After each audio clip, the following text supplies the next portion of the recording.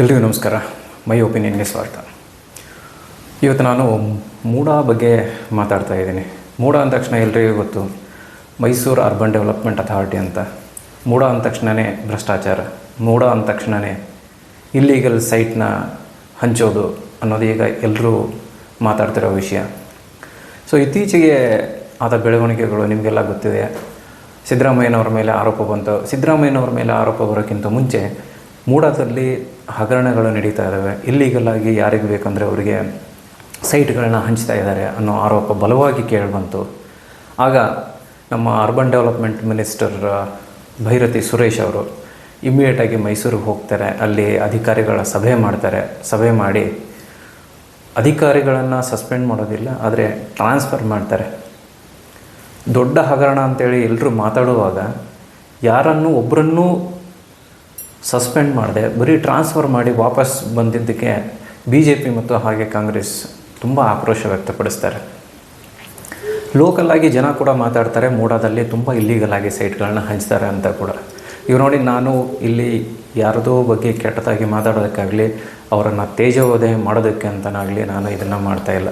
ನನಗೆ ಅನಿಸಿದ್ದನ್ನು ನಾನು ಮಾತಾಡ್ತಾಯಿದ್ದೀನಿ based on ಪತ್ರಿಕಾ ವರದಿಗಳು, TV ಮಾಧ್ಯಮದ ವರದಿಗಳು, ಹಾಗೆ ಜನ ಏನು ಮಾತಾಡ್ತಾ ಇದ್ದಾರೆ ಅನ್ನೋದನ್ನು ಮಾತ್ರ ನಾನು ರಿಫ್ಲೆಕ್ಟ್ ಮಾಡ್ತಾಯಿದ್ದೀನಿ ಇಲ್ಲಿ ಅಷ್ಟೇ. ಈಗ ನೋಡಿ, ಯಾವಾಗ ಇದು ಮೂಡಾ ಹಗರಣ ಅಂತೇಳಿ ಹೊರಗೆ ಬಂತೋ ಅದ್ರ ಜೊತೆಗೆ ಮುಖ್ಯಮಂತ್ರಿಗಳ ಧರ್ಮಪತ್ನಿಯವರಿಗೆ 14 ಸೈಟ್ಗಳು ಕೂಡ ಹಂಚಿಕೆ ಆಗಿದೆ ಅನ್ನೋದು ಕೂಡ ಹೊರಗಡೆ ಬಂತು. ಆ 14 ಸೈಟ್ ಹೇಗೆ ಹಂಚಿಕೆ ಆಯಿತು? ಈ 14 ಸೈಟ್ ಹಂಚಿಕೆ ಆಗೋದಕ್ಕಿಂತ ಮುಂಚೆ ಈ ಮುಖ್ಯಮಂತ್ರಿಗಳ ಧರ್ಮಪತ್ನಿಯವರ ಸಹೋದರ ಒಂದು ಭೂಮಿಯನ್ನು ಖರೀದಿ ಮಾಡಿರ್ತಾರೆ, 3 ಎಕರೆ 16 ಗುಂಟೆ ಮೈಸೂರು ವಲಯದಲ್ಲಿ. ಅದನ್ನು ಇವರಿಗೆ ದಾನವಾಗಿ ನೀಡ್ತಾರೆ. ಅಂದರೆ ಅರಿಶಿಣ ಕುಂಕುಮದ ರೂಪದಲ್ಲಿ ಮುಖ್ಯಮಂತ್ರಿಯವರ ಧರ್ಮಪತ್ನಿಯಾದ ಪಾರ್ವತಿಯವರಿಗೆ ನೀಡ್ತಾರೆ. ಅವ್ರಿಗೆ ನೀಡಾದಮೇಲೆ ಈ MUDA Mysuru urban development authority ಏನಿದೆ ಆ ಜಾಗನ ವಶಪಡಿಸಿಕೊಂಡಿದೆ ಅನ್ನೋದು ಅವರ ಹೇಳಿಕೆ, ಮುಖ್ಯಮಂತ್ರಿಯವರ ಹೇಳಿಕೆ. ಸೊ ನಮ್ಮದನ್ನು ವಶಪಡಿಸ್ಕೊಂಡಿದ್ದಾರೆ, ಅದಕ್ಕೆ ಬದಲಿಯಾಗಿ ನಮಗೆ ಸೈಟ್ನ ಕೊಟ್ಟಿದ್ದಾರೆ, 14 ಸೈಟ್ಗಳನ್ನ ಅಂತ ಅವ್ರು ಹೇಳ್ತಾ ಇದ್ದಾರೆ. ಬಟ್ ಈಗ ಇದರಲ್ಲಿ 2 ಆ್ಯಂಗಲ್ ಇದೆ, ನಾವು ಅರ್ಥ ಮಾಡ್ಕೋಬೇಕು. ಒಂದು ನೈತಿಕತೆ, ಹಾಗೆ ಇನ್ನೊಂದು ಭ್ರಷ್ಟಾಚಾರ. ನೈತಿಕತೆ ಅಂದರೆ ಏನು? ನೈತಿಕತೆ ಅಂದರೆ ನೋಡಿ, ಎಲ್ರಿಗೂ ಗೊತ್ತಿದೆ. ಈಗ ನಾನು ಅದನ್ನು ಹೇಳಬೇಕಾಗಿಲ್ಲ. ಒಬ್ಬರು ಯಾರೇ ಆಗಲಿ ಅಧಿಕಾರದಲ್ಲಿದ್ದವರು ಡೈರೆಕ್ಟಾಗಿ ಆಗಲಿ ಇಂಡೈರೆಕ್ಟಾಗಿ ಆಗಲಿ ಯಾವುದೇ ರೀತಿಯ ಸವಲತ್ತುಗಳನ್ನ ಪಡೆಯಬಾರ್ದು, ಲಾಭವನ್ನು ಮಾಡ್ಕೋಬಾರ್ದು. ಈ ಒಂದು ಯಾರು ಅದನ್ನು ಇಲ್ಲೀಗಲ್ ಅಂತ ಹೇಳಿ ಅದನ್ನು ಪ್ರೂವ್ ಮಾಡೋಕ್ಕೆ ಆಗಲ್ಲ ಅಂತ ಗೊತ್ತಿದ್ದು ಅದರಿಂದ ಲಾಭವನ್ನು ಪಡೆಯುವಂಥ ಕೆಲಸ ಸರ್ಕಾರದಲ್ಲಿರೋರು ಮಾಡಬಾರ್ದು. ಇದರಲ್ಲಿ ಆಗಿದ್ದೇನು? ನೈತಿಕತೆ ಆರೋಪ ಬಂದು ಒಂದು ವೇಳೆ ಏನಾದರೂ ಈ ಮುಖ್ಯಮಂತ್ರಿಯವರ ಧರ್ಮಪತ್ನಿಯ ಸಹೋದರ ಲೀಗಲ್ಲಾಗಿ ಆ ಜಾಗನ ಖರೀದಿ ಮಾಡಿ ಎಲ್ಲನೂ ಲೀಗಲ್ಲಾಗೆ ಮೂಡಾದವರು ಆಕ್ರಮಿಸ್ಕೊಂಡು ಲೀಗಲ್ಲಾಗೆ ಈಗ ಅವರ ಧರ್ಮಪತ್ನಿಯವರಿಗೆ 14 ಸೈಟ್ ಕೊಟ್ಟಿದ್ದಾರೆ ಅಂತ ಅಂದ್ಕೊಳ್ಳೋಣ, ಎಲ್ಲ ಲೀಗಲ್. ನೈತಿಕತೆ ಏನು? ಈಗ ನೋಡಿ, 3 ಎಕರೆ 16 ಗುಂಟೆ ಅವರು ಅಕ್ವೈರ್ ಮಾಡಿದ್ದು ಯಾರು? ಮೂಡಾದವರು, ಇಫ್ ಇಟ್ ಈಸ್ ಲೀಗಲ್. ಆದರೆ ಇವ್ರಿಗೆ ಕೊಟ್ಟಿದ್ದು 14 ಸೈಟು. ಆ 3 ಎಕರೆ 16 ಗುಂಟೆಗೆ ಏನು ಬೆಲೆ ಬರ್ತಾಯಿತ್ತು ಅದನ್ನು 100 ಪಟ್ಟು ಬೆಲೆ ಬಾಳುವಂಥ ಸೈಟ್ಗಳನ್ನ ಮುಖ್ಯಮಂತ್ರಿಗಳ ಧರ್ಮಪತ್ನಿಗೆ ಅವರು ಮೂಡಾದವರು ಕೊಟ್ಟಿದ್ದಾರೆ. ಅದು ಮೈಸೂರು ಸಿಟಿಯಲ್ಲಿ ಪ್ರೈಮ್ ಆಗಿರೋವಂಥ ಲ್ಯಾಂಡ್ ಕೊಟ್ಟಿದ್ದಾರೆ ಅನ್ನೋದು ಆರೋಪ. ಈಗ ನೋಡಿ, ನೈತಿಕತೆ ಅಂತ ಬಂದಾಗ ಓಕೆ, ನನ್ನ ಹತ್ರ 10 ಲಕ್ಷ ತೊಗೊಂಡಿದ್ರಿ, ಅಷ್ಟೇ ಬೆಲೆ ಬಾಳೋ ಸೈಟ್ ನನಗೆ ಕೊಟ್ಟರೆ ಸಾಕು ಅಂತ ಅಂದರೆ ಅವರು ದೊಡ್ಡವರಾಗ್ತಾಯಿದ್ರು. ರಾಜಕಾರಣದಲ್ಲಿ ಯಾರೂ ದೊಡ್ಡವರಾಗೋ ಪ್ರಯತ್ನ ಮಾಡೋದಿಲ್ಲ, ಬರೋಷ್ಟು ಲಾಭ ಬರಲಿ ಅಂತಲೇ ಕಾಯ್ತಾ ಇರ್ತಾರೆ ಎಲ್ಲರೂ. ಇದು ನೈತಿಕತೆ ಪ್ರಶ್ನೆ. ಇನ್ನು ಭ್ರಷ್ಟಾಚಾರದ ವಿಷಯವಾಗಿ ಬಂದರೆ, ಈಗ ನೋಡಿ, ನಾನು ಲಾಯರ್ ಅಲ್ಲ, ನಾನು ಏನು ನೋಡಿದ್ದೀನಿ ಕೇಳಿದ್ದೀನಿ ಅದ್ರ ಬಗ್ಗೆ ಮಾತ್ರ ಮಾತಾಡ್ಬೋದು, ಗೊತ್ತಿಲ್ಲದಿರೋ ಬಗ್ಗೆ ಮಾತಾಡೋಕ್ಕಾಗಲ್ಲ. ಈಗ ಭ್ರಷ್ಟಾಚಾರ ಹೇಗಾಗತ್ತೆ? ಈಗ ನೋಡಿ, 3 ಜನ ಇದ್ದಾರೆ.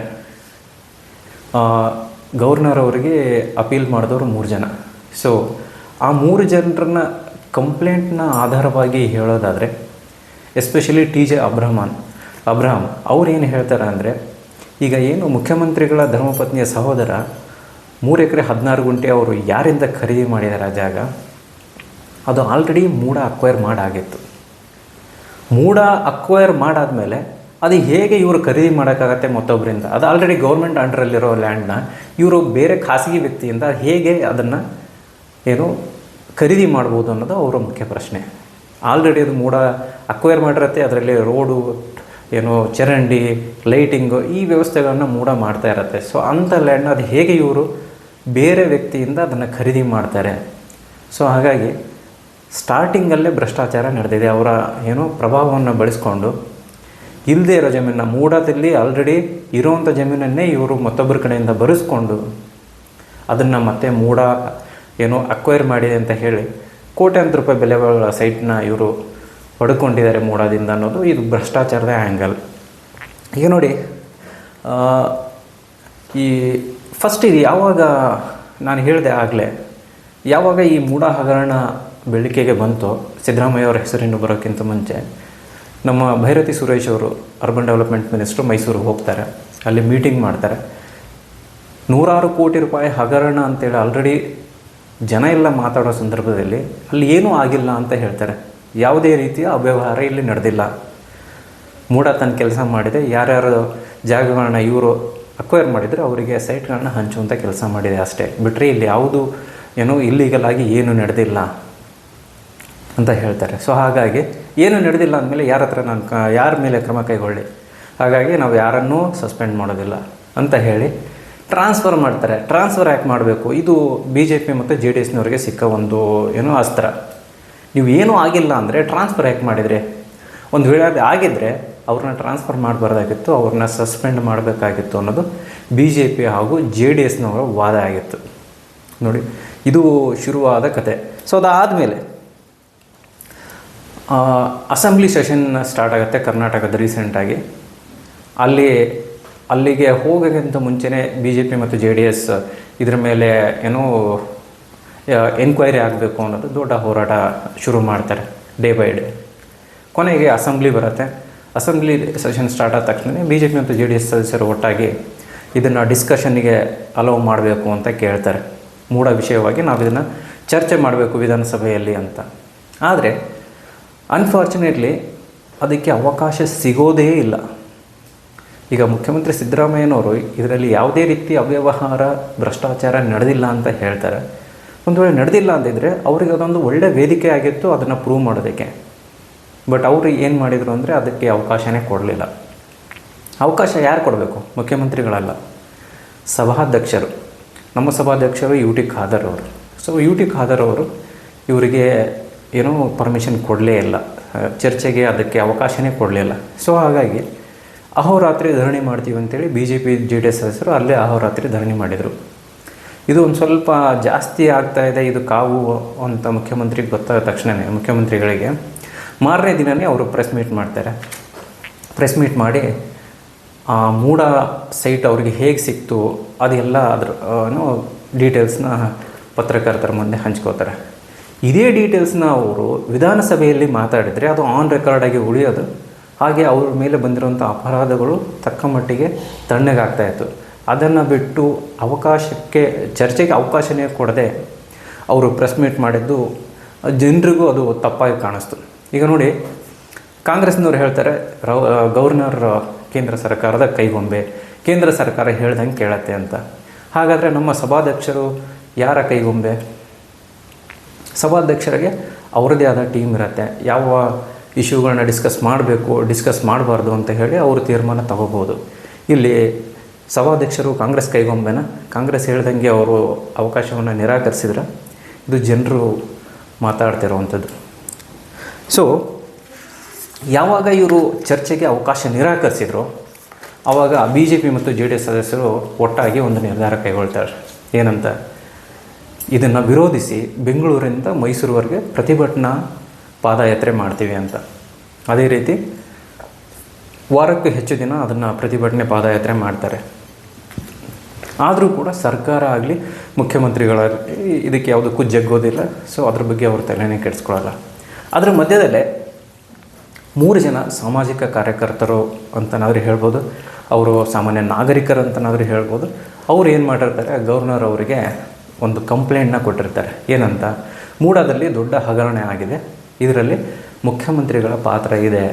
ಸೊ ಹಾಗಾಗಿ ನೀವು ಪ್ರಾಸಿಕ್ಯೂಷನ್ಗೆ ಅನುಮತಿ ಕೊಡಿ ಅಂತ ಹೇಳಿ ರಾಜ್ಯಪಾಲರಿಗೆ ಒಂದು ರಿಕ್ವೆಸ್ಟ್ನ ಕೊಡ್ತಾರೆ. ಯಾಕಂದರೆ ಮುಖ್ಯಮಂತ್ರಿಗಳ ಮೇಲೆ ಡೈರೆಕ್ಟಾಗಿ ಯಾವುದೇ ಕೇಸ್ನ ದಾಖಲಿಸೋಕ್ಕಾಗಲ್ಲ, ಕೋರ್ಟಿಗೆ ಹೋಗೋಕ್ಕಾಗಲ್ಲ unless and until if they have governors permission. Governor ಏನಾದರೂ ಪ್ರಾಸಿಕ್ಯೂಷನಿಗೆ ಅನುಮತಿ ಕೊಟ್ಟರೆ ಮಾತ್ರ ಅವರು ಕೋರ್ಟಿಗೆ ಹೋಗ್ಬೋದು, ಕಂಪ್ಲೇಂಟ್ನ ಫೈಲ್ ಮಾಡಿ ಅದಕ್ಕೆ ಕ್ರಮ ಕೈಗೊಳ್ಳಿ ಅಂತ ಹೇಳ್ಬೋದು. ಇಲ್ಲ ಅಂದರೆ ಅವ್ರು ಏನೂ ಮಾಡೋಕ್ಕಾಗಲ್ಲ. ಈಗ ನೋಡಿ, ಇದರಲ್ಲಿ 3 ಜನ ಇದ್ದಾರೆ. ಒಬ್ಬರು ಸ್ನೇಹಮಯಿ ಕೃಷ್ಣ, ಎರಡನೇವರು ಪ್ರದೀಪ್ ಕುಮಾರ್, ಹಾಗೆ TJ ಅಬ್ರಹಂ. ಇವರು 3 ಜನ ಬೇರೆ ಬೇರೆ ಆ್ಯಂಗಲಲ್ಲಿ ಕಂಪ್ಲೇಂಟ್ನ ಕೊಡ್ತಾರೆ ಯಾರಿಗೆ, ಗವರ್ನರ್ ಅವರಿಗೆ. ಈ ಪ್ರದೀಪ್ ಕುಮಾರ್ ಅವರು ನಿನ್ನೆ ಹೇಳಿರೋ ಹೇಳಿಕೆ ಪ್ರಕಾರ ಅವರು 2023 ಡಿಸೆಂಬರಲ್ಲೇ ಅವರು ರಾಜಭವನಕ್ಕೆ ತೆರಳಿ ಗವರ್ನರ್ ಅವರಿಗೆ ಕಂಪ್ಲೇಂಟ್ ಕೊಟ್ಟಿರ್ತಾರೆ. ಹಾಗೆ ಗವರ್ನರ್ ಅದಕ್ಕೆ ಬೇಕಾದಂಥ ಎವಿಡೆನ್ಸು ಕೊಡಿ ಅಂತ ಹೇಳಿ ಅವರಿಗೆ ಏನೇನು ನೆಸಸರಿ ಅನ್ಸತ್ತೋ ಅದನ್ನೆಲ್ಲನೂ ಕೇಳಿ ಪಡೆದಿರ್ತಾರೆ. ಅದನ್ನೆಲ್ಲ ವೆರಿಫೈ ಮಾಡಿದಾಗ ಅವರಿಗೆ ಅನಿಸುತ್ತೆ ಓಕೆ ಇದನ್ನು ಪ್ರಾಸಿಕ್ಯೂಷನ್ಗೆ ಕೊಡ್ಬೋದು ಅಂತ. ಅದೇ ರೀತಿಯಾಗಿ ಸ್ನೇಹಮಯಿ ಕೃಷ್ಣ ಅವರು ಕಂಪ್ಲೇಂಟ್ ಕೊಟ್ಟಿರ್ತಾರೆ, ಹಾಗೆ TJ ಅಬ್ರಹಂ ಅವರು ಕಂಪ್ಲೇಂಟ್ ಕೊಟ್ಟಿರ್ತಾರೆ. ಎಲ್ಲರ ಹತ್ರನೂ ಅವರು ಡಾಕ್ಯುಮೆಂಟ್ಸ್ನ ತೊಗೊಂಡಿರ್ತಾರೆ. ಅವು ಎಲ್ಲ ಆಧರಿಸಿ ಈಗ ಏನು ಮಾಡ್ತಾರೆ ಅಂದರೆ ಗವರ್ನರ್ ಅವರು ಒಂದು ಶೋಕಾಸ್ ನೋಟಿಸ್ನ ಕಳಿಸ್ತಾರೆ ಸರ್ಕಾರಕ್ಕೆ. ಈ ರೀತಿ ಕಂಪ್ಲೇಂಟ್ ಬಂದಿದೆ, ಇದಕ್ಕೆ ಉತ್ತರಿಸಿ 1 ವಾರದಲ್ಲಿ ಅಂತ. ಆವಾಗ ಮುಖ್ಯಮಂತ್ರಿಗಳ ಸಲಹೆಯ ಮೇಲೆ ಒಂದು ಸಚಿವ ಸಂಪುಟದ ಸಭೆ ಕರೆಯಲಾಗುತ್ತೆ. ಅಲ್ಲಿ ಒಂದು ಖಂಡನ ನಿರ್ಣಯವನ್ನು ತೆಗೆದುಕೊಳ್ತಾರೆ. ಏನಂತ, ನೀವು ಕಳಿಸಿರೋ ಶೋಕಾಸ್ ನೋಟಿಸ್ ತಪ್ಪು, ಇದರಲ್ಲಿ ಯಾವುದೇ ರೀತಿಯ ಭ್ರಷ್ಟಾಚಾರ ಇಲ್ಲ, ಹಾಗಾಗಿ ಇದನ್ನು ವಾಪಸ್ ಪಡೆಯಿರಿ ಅಂತ. ಹಾಗೆ ನಾವು ಆಲ್ರೆಡಿ ಸರ್ಕಾರದಿಂದ ಒಂದು ಸಮಿತಿ ರಚನೆ ಮಾಡಿ ಇದು ಎನ್ಕ್ವೈರಿಗೂ ಆಲ್ರೆಡಿ ಮೂಡೋದು ನಾವು ಕೊಟ್ಟಿದ್ದೀವಿ, ಹಾಗಾಗಿ ಇದು ಅಪ್ರಸ್ತುತ ಅಂತ ಹೇಳಿ ರಿಪ್ಲೈ ಮಾಡ್ತಾರೆ.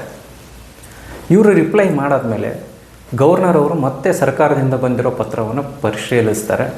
ಅವರು ಕೆಲವೊಂದಿಷ್ಟು ಅಬ್ಸರ್ವೇಷನ್ಸ್ನ ನೋಟ್ ಮಾಡ್ತಾರೆ. ಅದರಲ್ಲಿ ಮುಖ್ಯವಾಗಿ ಈಗ ಆರೋಪ ಬಂದಿರೋದೇ ಮುಖ್ಯಮಂತ್ರಿಗಳ ಮೇಲೆ. ಅವ್ರು ಹೇಗೆ ಸಚಿವ ಸಂಪುಟ ಸಭೆಯನ್ನು ಕರೆದ್ರು, ಒಂದು ವೇಳೆ ಅವ್ರು ಕರೆದಿಲ್ಲ ಅಂತನಾದರೂ ಅಂದ್ಕೊಳ್ಳಿ, ಈಗ ಎನ್ಕ್ವೈರಿಗೆ ಆರ್ಡರ್ ಮಾಡಿದ್ದೀವಿ ಅಂತ ಹೇಳಿದ್ದಾರೆ. ಅದರಲ್ಲಿ ಈ ಮುಖ್ಯಮಂತ್ರಿಗಳೇ ಆರೋಪಿ ಸ್ಥಾನದಲ್ಲಿರುವಾಗ ಅವರು ಹೇಗೆ ಎನ್ಕ್ವೈರಿನ ಫಾರ್ಮ್ ಮಾಡೋಕ್ಕಾಗತ್ತೆ?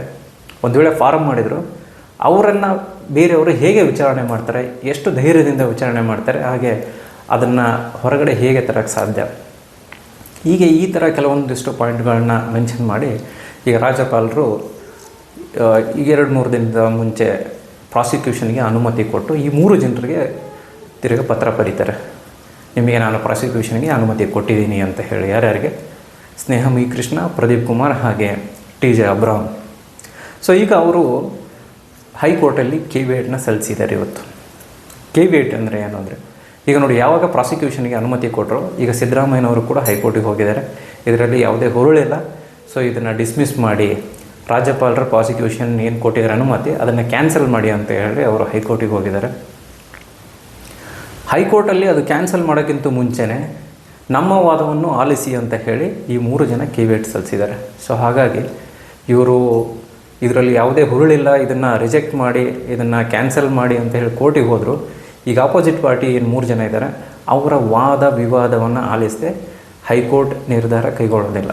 ಈಗ ಒಂದು ವೇಳೆ ವಾದ ವಿವಾದಗಳು ಕಂಟಿನ್ಯೂ ಆಗಿ ಒಂದು ವೇಳೆ ಹೈಕೋರ್ಟ್ಗೆ ಹೌದು ಇದರಲ್ಲಿ ಏನೋ ಇದೆ ಅಂತ ಅನಿಸಿದರೆ ಅವರು ತನಿಖೆಗೆ ಸಮ್ಮತಿ ಕೊಡ್ಬೋದು. ಆಗ ಇನ್ನೂ ಇದು ಕೇಸು ಬಲಿಷ್ಠವಾಗತ್ತೆ. ಆಗ ಮುಖ್ಯಮಂತ್ರಿಗಳು ತನಿಖೆಯನ್ನು ಎದುರಿಸಬೇಕಾಗತ್ತೆ, ಹಾಗೆ ರಾಜೀನಾಮೆ ಕೊಡೋ ಸಂದರ್ಭ ಕೂಡ ಬರ್ಬೋದು.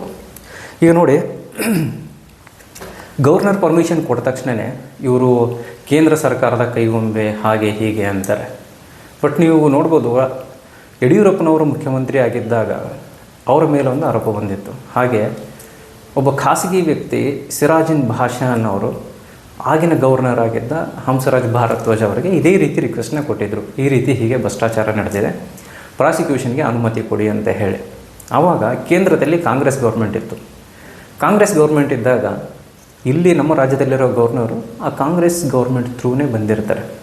ಸೊ ಹಾಗಾಗಿ ಆವಾಗ ಹಂಸರಾಜ್ ಭಾರದ್ವಾಜ್ ಅವರು ಪರ್ಮಿಷನ್ ಕೊಟ್ಟರು. ಆಗ ಯಡಿಯೂರಪ್ಪನವರು ಮುಖ್ಯಮಂತ್ರಿ ಸ್ಥಾನಕ್ಕೆ ರಾಜೀನಾಮೆನೂ ಕೊಡಬೇಕಾಯಿತು, ಹಾಗೆ ಜೈಲಿಗೂ ಕೂಡ ಹೋಗಿ ಬಂದರು ಅವರು.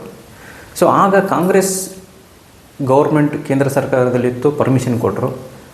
ಈಗ BJP ಕೇಂದ್ರ ಸರ್ಕಾರದಲ್ಲಿದೆ. ಈಗ ಸಿದ್ದರಾಮಯ್ಯನವ್ರ ವಿರುದ್ಧ ಪ್ರಾಸಿಕ್ಯೂಷನ್ಗೆ ಅನುಮತಿ ಕೊಡಲಾಗಿದೆ. ಹಾಗಾಗಿ ಇದೊಂದು ರುಟೀನ್ ಪ್ರೊಸೆಸ್.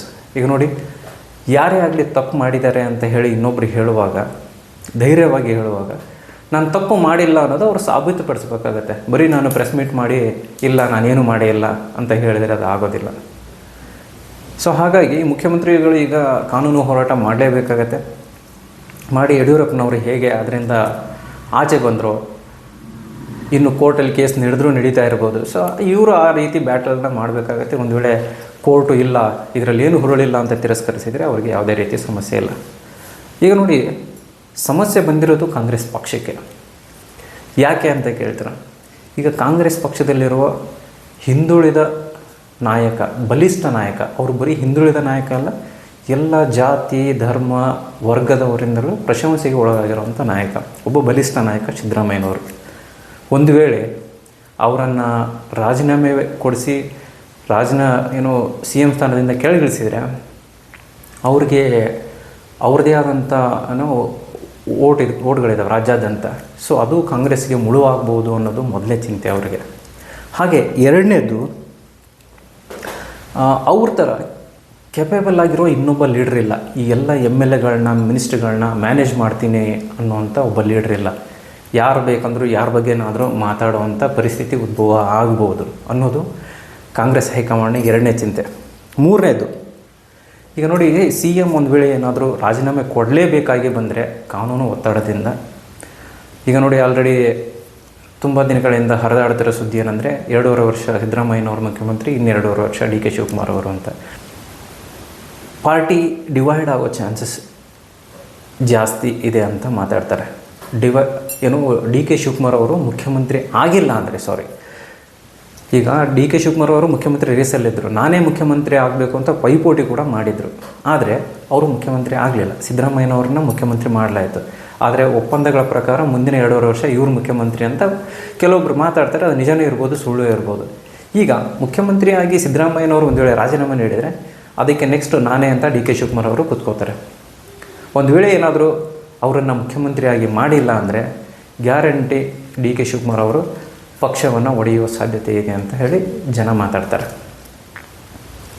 ಸೊ ಹೀಗಾಗಿ ಈ ಮೂಢ ಅಕ್ರಮ ಹಗರಣ ಅಂತ ನಾವೇನು ಹೇಳ್ತಾ ಇದ್ದೀವಿ, ಇದು ಈಗ ಕೋರ್ಟ್ನ ಅಂಗಳದಲ್ಲಿದೆ.